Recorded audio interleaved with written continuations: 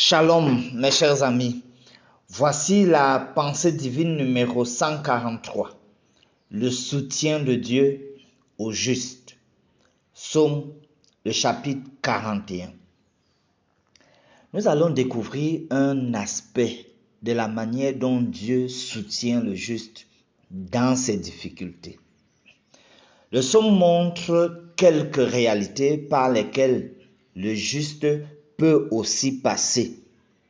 Puisqu'au verset 2, on parle du jour de malheur. Donc, le juste peut aussi avoir un jour de malheur. On parle également du lit de la douleur et de toutes ces maladies. Le verset 4 en parle.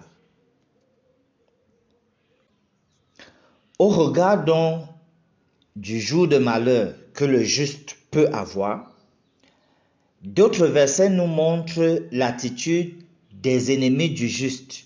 Les ennemis du juste, en l'observant, aimeraient le voir périr. Le verset 6 le dit. Donc, ils aimeraient voir comment le juste vraiment est totalement réduit à rien. Au verset 7, les ennemis du juste aiment à le médire. Ils malparlent de lui. Ils le calomnient.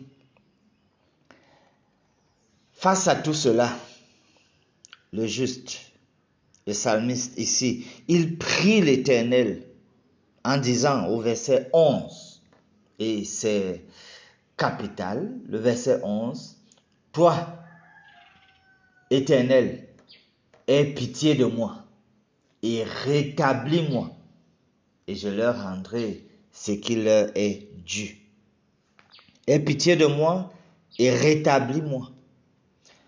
J'aime mieux cette dernière partie de ce que dit le psalmiste au verset 13. Il dit ceci: « Tu m'as soutenu à cause de mon intégrité et tu m'as placé pour toujours en ta présence. » Alors, l'idée de l'intégrité ici montre que le psalmiste, face à ces troubles, persécutions, difficultés, ne se révolte pas contre Dieu. Il ne se rebelle pas.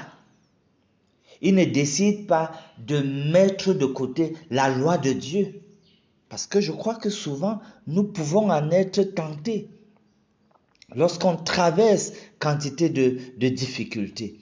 Et donc, pour moi, ce qui apparaît comme quelque chose d'assez remarquable ici, c'est que le soutien de Dieu au juste, c'est pas seulement en termes de donner la force pour supporter et donc être résilient, rebondir, mais c'est aussi garder présent à l'esprit une vie d'obéissance, de soumission à Dieu, même comme c'est Dieu. Prions.